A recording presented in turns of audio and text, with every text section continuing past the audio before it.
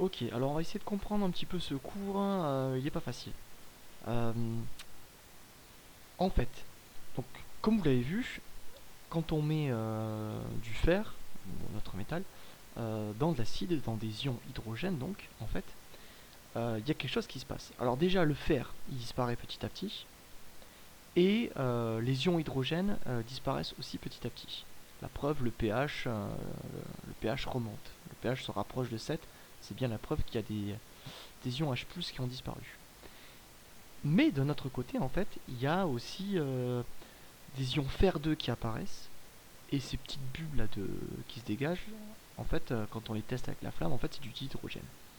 Donc pour résumer le tout, on a du fer et des ions hydrogène qui disparaissent, du dihydrogène et des ions fer qui apparaissent. Et ben en fait, ça c'est une transformation chimique.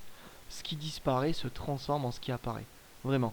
Euh, Quand je vous ai cassé les pieds depuis l'année dernière en vous disant rien ne se perd, rien ne se crée, tout se transforme, parce que là vraiment, on a affaire à une transformation chimique, donc c'est vraiment ça qu'il faut intégrer. C'est on n'a pas quelque chose qui apparaît, on n'a pas quelque chose qui disparaît, on a vraiment quelque chose qui se transforme. Première chose à retenir. Ensuite, comment en fait les chimistes l'écrivent. Deuxième chose à retenir, pardon, c'est qu'en fait une transformation chimique, comment on sait que c'est une transformation chimique? Parce qu'en fait, les molécules qu'il y avait avant, dans ce qu'on appelle les réactifs, sont pas les mêmes que les molécules qu'on a après, ce qu'on appelle les produits. Ok. Par contre, ce qui se conserve, ce sont les atomes. Donc les atomes des réactifs sont les mêmes que les atomes des produits. En fait, ils se réorganisent. Ok. Un petit peu comme des Lego, comme je vous l'avais dit l'année dernière. Donc si vous avez des Lego qui construisent une maison, donc vous cassez cette maison, vous reprenez ces mêmes Lego et vous construisez une voiture. Voilà. Les atomes, ce sont les Lego. Et quand les atomes forment par exemple une maison ou une voiture, du coup en fait ils ne disparaissent pas pendant la transformation, ils se conservent. Donc voilà, ça c'est la transformation chimique. Donc c'est pas les mêmes molécules avant après, alors que pendant une transformation physique, les molécules sont les mêmes avant et après. Donc par exemple quand vous mettez de l'eau au congélateur, donc l'eau liquide devient solide, mais la molécule avant et après c'est la même, c'est une molécule d'eau. Donc voilà, donc ça c'est les transformations chimiques. Donc deuxième chose à retenir.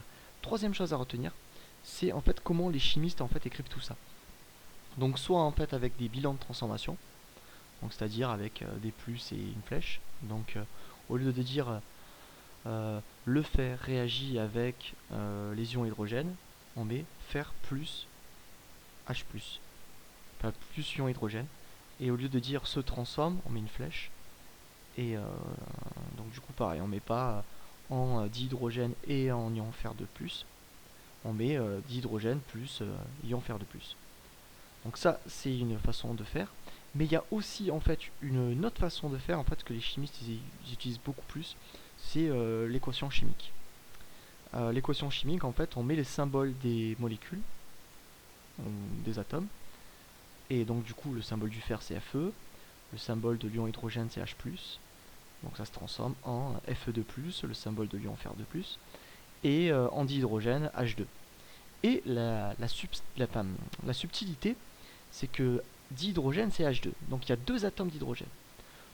Donc vu qu'il y avait deux atomes d'hydrogène, enfin vu qu'il y a deux atomes d'hydrogène après la transformation, forcément il faut qu'il y en ait aussi deux avant. C'est pas possible, donc il n'y a rien qui apparaît, rien qui disparaît. Donc en fait, euh, les ions hydrogène, pour former du dihydrogène, il faut qu'il y en ait deux en fait. Donc il faut qu'il y ait deux ions hydrogène pour former du dihydrogène. Voilà après. Donc c'est ce qu'il y a à retenir et c'est assez compliqué quand même.